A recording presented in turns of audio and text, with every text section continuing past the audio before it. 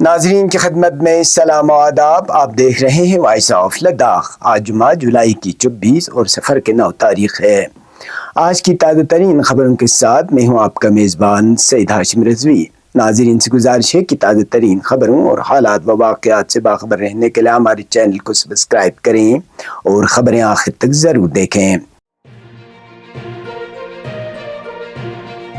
آپ دیکھ رہے ہیں آپ کا پسندیدہ news channel voice of Ladakh.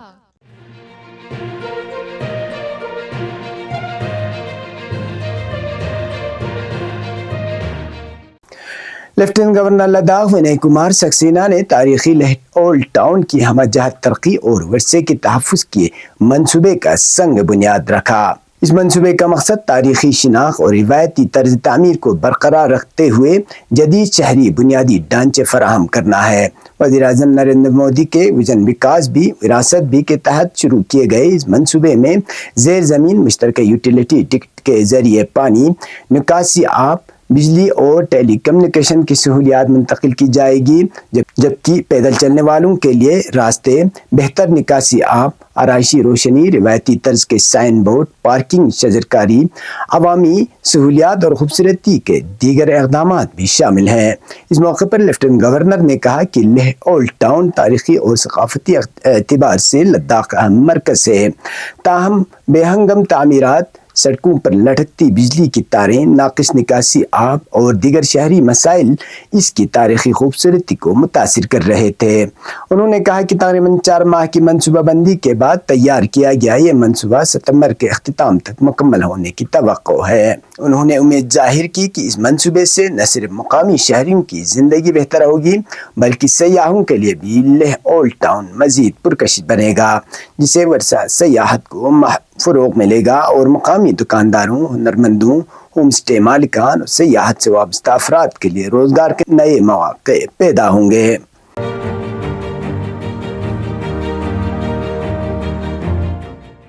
امام خمینی میموریل ٹرسٹ کرگل اور جمعیت العلماء اثنا عشریہ کرگل کے زیر اہتمام مسلح امام منجگن اور احاطہ اسلامیہ سکول میں منعقدہ جمعے کے اجتماع میں علماء کرام نے دینی، سماجی، اخلاقی اور عوامی مسائل پر تفصیلی روشنی ڈالتے ہوئے عوام اور حکومت سے مختلف اہم معاملات پر ذمہ دارانہ کردار ادا کرنے کی اپیل کی.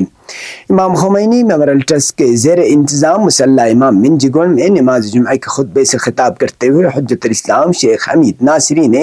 نئی دلی کے جنتر منتر پر نیٹ امتحانات میں مبینہ بے ضابطگیوں کے خلاف احتجاج کرنے والے طلباء، سماجی کارکنوں اور سیاسی شخصیات کی حمایت کرتے ہوئے کہا کہ طلباء تعلیمی نظام میں شفافیت اور اصلاح کے خواہاں ہیں، کیونکہ گزشتہ کئی برسوں سے قومی سطح کے امتحانات میں بے ضابطگیوں کی شکایات سامنے آتی رہی ہیں. انہوں نے کہا کہ ملک کا مستقبل سمجھے جانے والے طلباء جب اپنے جائز مطالبات کے لیے پرامن احتجاج کرتے ہیں تو ان پر طاقت کا استعمال اور تشدد انتہائی افسوسناک اور قابل مذمت ہے. انہوں نے کہا کہ ہندوستان ایک عظیم جمہوری ملک ہے جہاں ہر شہری کو اپنے مسائل اجاگر کرنے اور آئینی دائرے میں رہتے ہوئے احتجاج کرنے کا حق حاصل ہے، لیکن احتجاجی طلباء کے خلاف طاقت کا استعمال جمہوری اقدار کے منافی ہے. انہوں نے اس موقع پر دلی پولیس کے کردار پر بھی افسوس کا اظہار کرتے ہوئے کہا کہ احتجاج کرنے والے طلباء ہمارے اپنے بچے ہیں جو صرف اپنے لیے نہیں بلکہ آنے والی نسلوں کے بہتر تعلیمی مستقبل کے لیے جدوجہد کر رہے ہیں،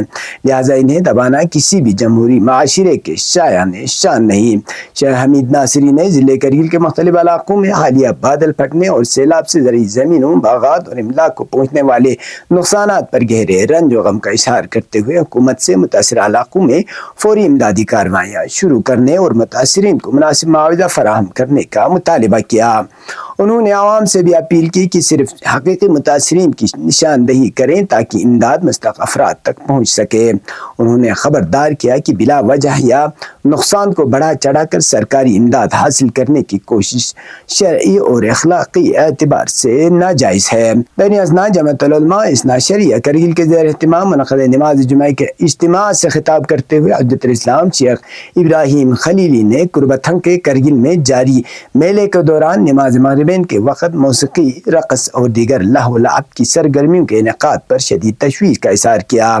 انہوں نے کہا کہ کرگل ایک مذہبی اور اسلامی اقدار کا حامل معاشرہ ہے، اس لیے نماز کے اوقات میں اس نوعیت کی سرگرمیوں کا انعقاد اور ان میں شرکت اسلامی تعلیمات اور مقامی تہذیبی روایات کے منافی ہے۔ انہوں نے بالخصوص نوجوان مرد و خواتین سے اپیل کی کہ وہ شام کے اوقات میں ایسے میلوں اور تفریحی سرگرمیوں میں شرکت سے گریز کریں اور دینی و اخلاقی اقدار کو مقدم رکھیں۔ شیخ ابراہیم خلیلی نے اپنے خطاب میں حالیہ سیلاب سے متاثرہ علاقوں کے عوام کے ساتھ اظہار ہمدردی کرتے ہوئے حکومت سے مطالبہ کیا کہ متاثرہ خاندانوں کو فوری اور مناسب معاوضہ فراہم کیا جائے۔ انہوں نے نیٹ امتحان میں مبینہ پیپر لیک کے خلاف طلبہ کی تحریک کی بھی حمایت کرتے ہوئے حکومت پر زور دیا کہ امتحانی نظام میں مؤثر اصلاحات نافذ کی جائیں تاکہ مستقبل میں اس نوعیت کے بے ضابطگیوں کا تدارک ہو سکے۔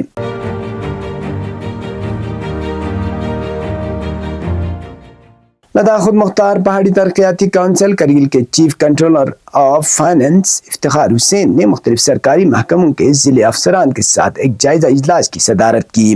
جس میں کونسل کی مختلف سبسڈی اسکیموں رہنما اصولوں کا جائزہ لیتے ہوئے شفافیت، جواب دہی اور مستحق افراد تک فوائد کی منصفانہ فراہمی کو یقینی بنانے پر زور دیا۔ اجلاس میں اسسٹنٹ کمشنر ڈیولپمنٹ، محکمہ زراعت، باغبانی، انیمل، شیپ، دستکاری، ہینڈلوم، سیاحت، تعلیم، کوآپریٹیو، کیریڈا، یوتھ سروس اینڈ سپورٹس سمیت مختلف محکموں کے افسران نے شرکت کی۔ اجلاس سے خطاب کرتے ہوئے افتخار حسین نے کہا کہ سبسڈی اسکیموں کے رہنما اصولوں پر نظر ثانی کا مقصد یہ یقینی بنانا ہے کہ حکومتی امداد صرف حقیقی اور مستحق افراد تک شفاف اور منصفانہ انداز میں پہنچے۔ انہوں نے کہا کہ ہر اسکیم کے لیے واضح اہلیت کے معیار اور مستفیدین کے انتخابات کا شفاف نظام ہونا چاہیے، جبکہ متعلقہ محکمے منتخب مستفیدین کی مکمل جانچ اور تصدیق کو یقینی بنائیں۔ انہوں نے سبسڈی اسکیموں میں فوائد کی غیر ضروری تکرار ختم کرنے، ہر محکمے میں جانچ کمیٹیاں تشکیل دینے اور رہنما اصولوں میں کسی بھی مجوزہ ترمیم کو مناسب جواز کے ساتھ مجاز اتھارٹی کے سامنے پیش کرنے کی ہدایت بھی دی۔ اجلاس کے دوران مختلف محکموں نے اپنے جاری سبسڈی اسکیموں، اہلیت کے معیار اور عمل درآمد کے طریقہ کار پر تفصیلی بریفنگ دی، جبکہ نئی اسکیموں اور عوامی مفاد میں سبسڈی پروگراموں کو مزید مؤثر اور شفاف بنانے کے اقدامات پر بھی تبادلہ خیال کیا گیا۔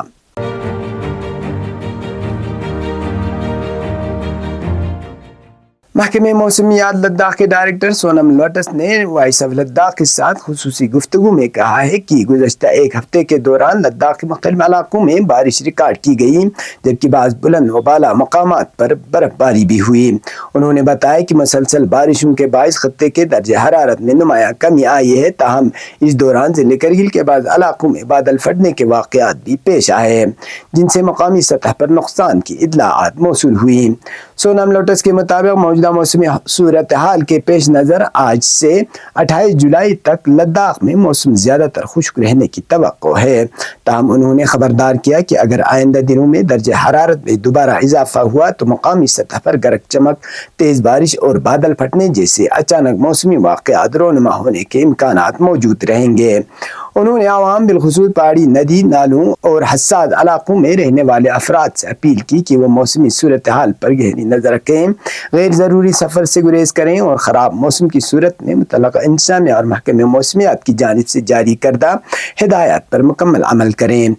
ڈائریکٹر محکمہ موسمیات نے کہا کہ لداخ جیسے پہاڑی خطے میں موسم تیزی سے تبدیل ہو سکتا ہے، اس لیے احتیاط ہی بہترین حفاظتی تدبیر ہے۔ محکمہ موسمیات نے شہریوں سے اپیل کی ہے کہ وہ مستند موسمی اطلاعات پر اعتماد کریں اور افواہوں سے گریز کرتے ہوئے اپنے اور اپنے اہل خانہ کی حفاظت کو یقینی بنائیں۔ اب پیش ہے قومی اور بین الاقوامی خبریں۔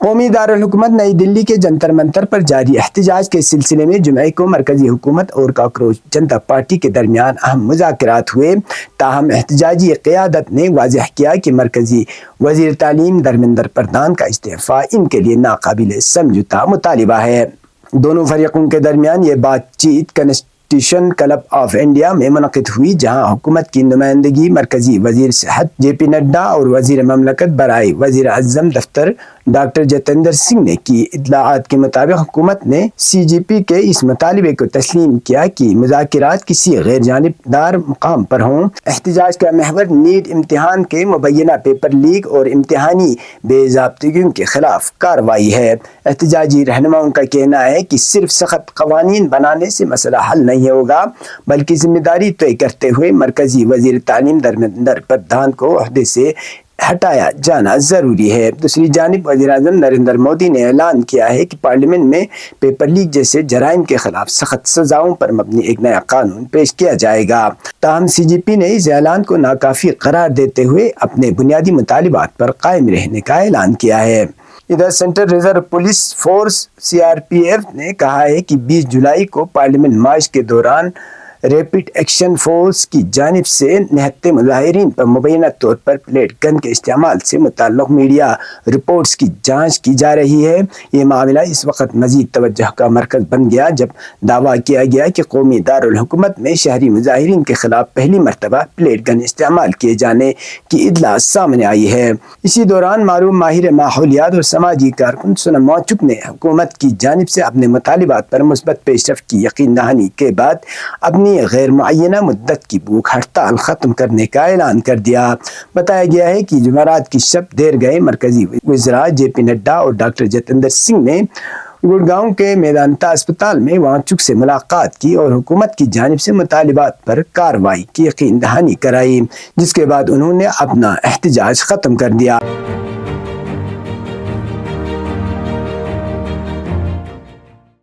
ایران کی فوج نے جمعے کے روز امریکی فضائی حملوں کے جواب میں بحرین اور اردن میں 2 امریکی فوجی اڈوں پر حملے کیے ہیں۔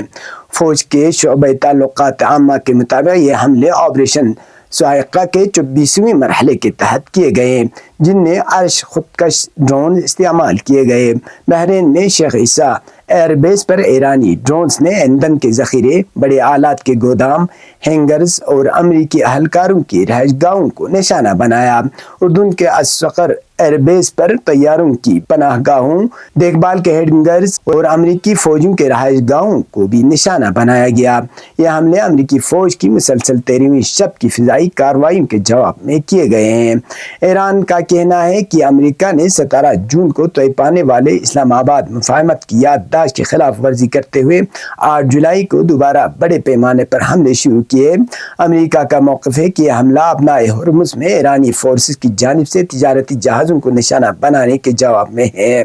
ایرانی حکام نے خبردار کیا ہے کہ خلیج میں کوئی بھی امریکی فوجی جو ایران کے خلاف استعمال ہو جوابی کارروائی کا جائز ہدف ہے۔ ابھی تک امریکی یا اردنی حکام کی طرف سے کسی جانی یا مالی نقصان کی تصدیق نہیں ہوئی، تاہم بحرین میں انتباہی سائرن بجائے گئے اور شہریوں کو محفوظ مقامات پر جانے کی ہدایت کی گئی۔ یہ واقعہ ایران اور امریکہ کے درمیان بڑھتی ہوئی کشیدگی کا تازہ ترین مرحلہ ہے، جہاں دونوں فریق ایک دوسرے کے خلاف حملوں کا سلسلہ جاری رکھے ہوئے ہیں۔ یہ تھا اب تک کی خبریں، اس کے ساتھ مجھے اور میرے ساتھیوں کو دیجیے اجازت۔ اللہ حافظ۔